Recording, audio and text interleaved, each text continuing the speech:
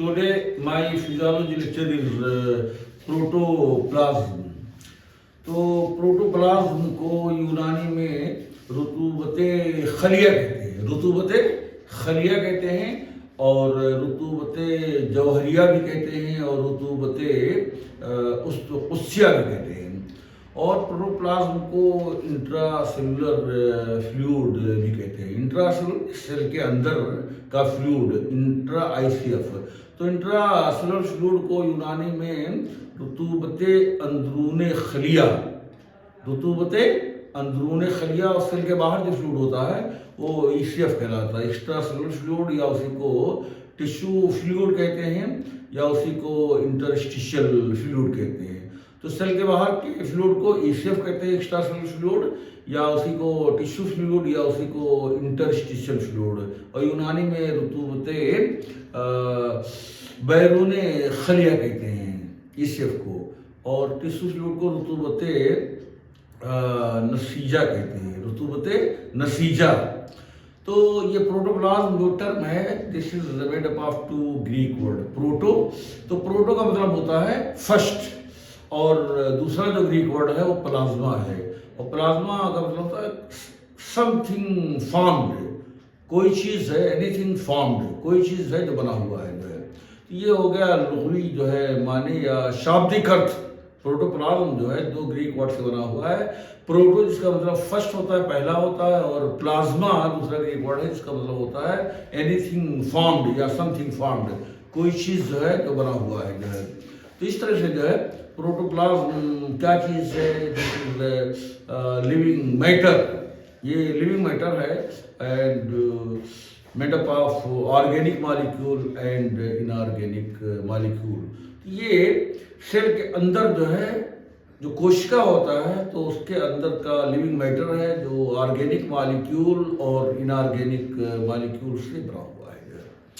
और इस प्रोटोप्लाज्म का जो मतलब नाम जो है प्रोटोप्लाज्म, तो this term protoplasm was first of all used by the एक चेक के जो है एनाटॉमिस्ट थे, फिजियोलॉजिस्ट थे, जोहान इवांजेलिस्टा परकिंजे। जोहान इवांजेलिस्टा परकिंजे जो है एक एनाटॉमिस्ट थे और मतलब फिजियोलॉजिस्ट भी थे, और ये थे एक यूरोपियन कंट्री है चेक।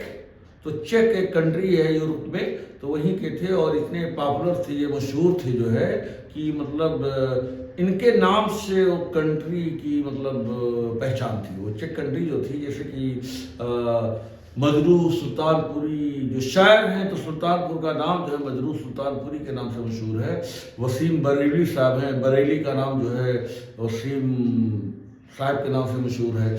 और साहिर लुधियानवी एक शायर है, उनका मतलब लुधियाना का नाम साहिर के नाम से मशहूर है। और शकील बदायूनी डिस्ट्रिक्ट ज़िला बदायूं का जो है नाम शकील साहब के नाम से मशहूर। तो इसी तरह से जो है, और कैफ़ी आज़मी साहब वो भी एक शायर हैं, शबाना आज़मी के वालिद मोहतरम साहब हैं। तो ये कैफ़ी आज़मी साहब जो है मतलब उनके नाम से आज़मगढ़ मशहूर है। इसी तरह से जो है ये जो कंट्री थी जो मतलब जिन्होंने प्रोटोप्लाज्म का जो है मतलब नाम दिया था और फर्स्ट ऑफ ऑल यूज़ किया था एनिमल सेल के अंदर।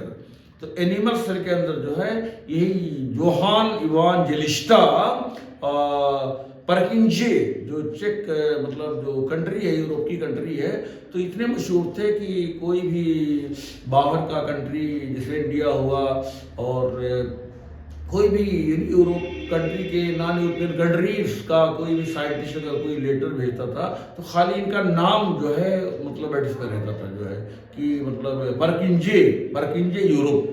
तो ये पूरे दुनिया में इतना मशहूर थे, खाली इनके परकिंजे यूरोप के नाम से इनके कंट्री में इनके पास पहुंच जाता था जो है, इतने ज़्यादा पॉपुलर थे। तो ये मतलब ऐसे साइंटिस्ट थे कि मतलब इनके नाम से उस यूरोप का नाम जाना जाता था। और इनकी पैदाइश जो 1786 में 87 में 1787 में पैदा हुए थे और 18 जो है 69 में इनकी डेथ हो गई थी। और ये 1839 में जो है प्रोटोप्लाज्म का नाम दिया था एनिमल सेल जो है। और एक दूसरे जो बॉटनिस्ट थे ह्यूगो वान मोहल जो है, जिन्होंने जो है एक बॉटनिस्ट थे बहुत पॉपुलर, वो जर्मन के थे। तो इन्होंने प्लांट्स के अंदर जो है मतलब 1841 में ये सेल डिवीजन का माइक्रोस्कोप से स्टडी कर रहे थे।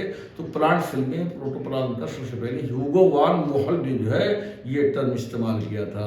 तो protoplasm is a living matter made up of organic molecule and inorganic molecule present inside the cell surrounded by cell membrane. ये सेल मेम्ब्रेन जो ग्रीन कलर है, सेल मेम्ब्रेन है जो है, तो सेल मेम्ब्रेन जो है तो इसके अंदर जितने भी जो है लिविंग मैटर हैं ये प्रोटोप्लाज्म है। ये all the living matter present and surrounded by the plasma membrane या cell membrane is known as protoplasm.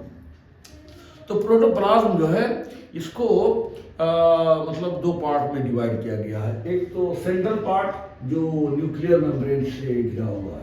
Protoplasm जो है मतलब डिवाइडेड टू पार्ट, एक इनर पार्ट या central part which is present in the nucleus and surrounded by the nuclear membrane. तो ये nucleus है और ये न्यूक्लियर मेम्ब्रेन है। तो न्यूक्लियर मेम्ब्रेन से घिरा हुआ ये जो साइटोप्लाज्म है ये this is known as nucleoplasm.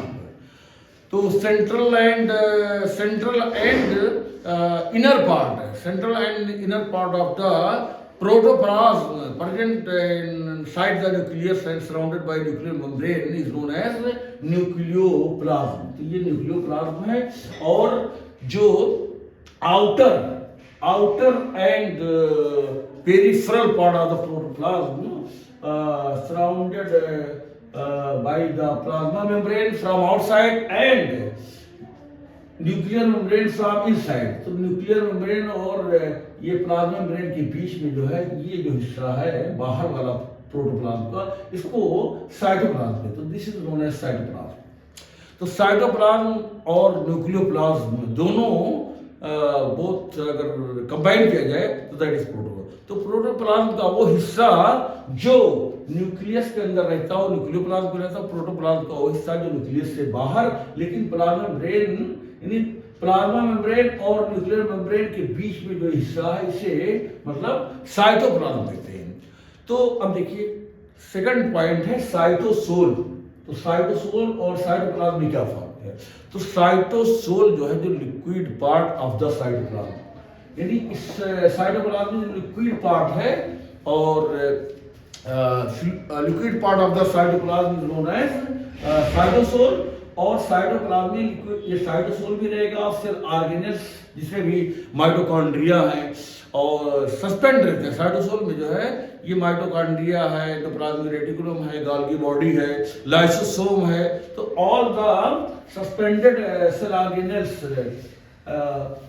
इसमें साइटोसोल मिलते हैं। तो cytosol is the liquid portion of the cytoplasm. उसी तरह से यहाँ पे जो न्यूक्लियोप्लाज्म है तो इसके अंदर जो मतलब ये liquid part of the nucleoplasm is known as nucleosol. तो न्यूक्लियोसोल क्या है? इस न्यूक्लियोप्लाज्म में जो लिक्विड पार्ट है उसे न्यूक्लियोसोल कहते हैं। और इसी में ये क्रोमोसोम जो है सस्पेंड होता है, क्रोमोसोम होता है और न्यूक्लियोलस होता है।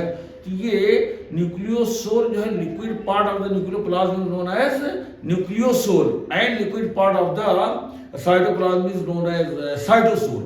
अब सेकंड पॉइंट है साइटोप्लाज्म के दो पार्ट होते हैं, एक एक्टोप्लाज्म होता है, एक एंडोप्लाज्म होता है। तो एक्टोप्लाज्म होता है आउटर, ये साइटोप्लाज्म का जो बाहर का outer and thinner part of the cytoplasm near to the plasma membrane. Plasma membrane के पास में जो है ये जो आउटर एंड थिनर पार्ट है जो है और ये नॉन ग्रेनुलर पार्ट भी है। Outer thinner non granular part of the cytoplasm near to the plasma membrane is known as ectoplasm and inner and thicker part, inner thicker and granular part of plasma membrane of the cytoplasm is known as endoplasm। तो ये cytoplasm का बाहर का हिस्सा जो मतलब ये thinner है, ये पतला है, साइटोप्लाज्म थिन है और ये एक्टिन और मायोसिन माइक्रोफिलामेंट से बना हुआ है। और ये मतलब ये इसको इलास्टिक सपोर्ट भी देता है, प्लाज्मा मेम्ब्रेन को इलास्टिक सपोर्ट भी देता है। एक्टोप्लाज्म जो है protects and gives the elastic support to the plasma membrane. और ये सेल के बाहर से कोई चीज आता है तो उसका ट्रांसपोर्टेशन में भी हेल्प करता है, जो है अंदर आने और जाने में भी जो है एक्टोप्लाज्म। और ये जो है जो एंडोप्लाज्म होता है ये थिकर पार्ट होता है, जिसमें कि वाटर भी होता है और न्यूक्लिक एसिड भी होता है, प्रोटीन भी होता है, कार्बोहाइड्रेट भी होता है। तो जितने भी लाइफ रिएक्शंस होते हैं जो है इसी एंडोप्लाज्म में होते हैं, जो है एंडोप्लाज्म में होते हैं। इस तरह से ectoplasm is the outer thinner non-granular part of cytoplasm, which is made up of actin and myosin microfilament, and endoplasm is the inner thicker and denser part of the cytoplasm is known as endoplasm. तो ये जो protoplasm है तो इसका बहुत से there are many synonyms, बहुत से अल्टरनेटिव नेम्स हैं, जैसे कि इसको बायोप्लाज्म भी कहते हैं। बहुत पहले जो है इसको प्रोटोप्लाज्म को बायोप्लाज्म भी कहते हैं, इसको पैराप्लाज्म भी कहते हैं, बायोप्लाज्म भी कहते हैं, पैराप्लाज्म भी कहते हैं, और अर्गेस्टोप्लाज्म भी कहते हैं, अर्गेस्टोप्लाज्म भी कहते हैं, और इसी मेटाप्लाज्म भी कहते हैं, और ड्यूटोप्लाज्म भी कहते हैं, ड्यूटोप्लाज्म भी कहते हैं, और फेनरोप्लाज्म भी कहते हैं, फेनरोप्लाज्म भी कहते हैं, और काइनोप्लाज्म भी कहते हैं, और इसको ट्रोपोप्लाज्म भी कहते हैं, ट्रोपोप्लाज्म भी कहते हैं, और इसको प्राइमोडियल यूट्राइकल भी कहते हैं, प्राइमोडियल यूट्राइकल भी कहते हैं, और इसी को सार्कोड भी कहते हैं। ये डुजार्डिन ने जो है ये डुजार्डिन जो है मतलब एक फ्रांस के मतलब साइटोलॉजिस्ट थे जो है डुजार्डिन। तो ये सार्कोड जो है सबसे पहले इस प्रोटोप्लाज्म का नाम सार्कोड था। तो फर्स्ट जो है ये डुजार्डिन ने जो है 1835 में जो है इसी प्रोटोप्लाज्म को सार्कोड के नाम से जो मुखातिब किया था। तो in these words I want to finish my lecture.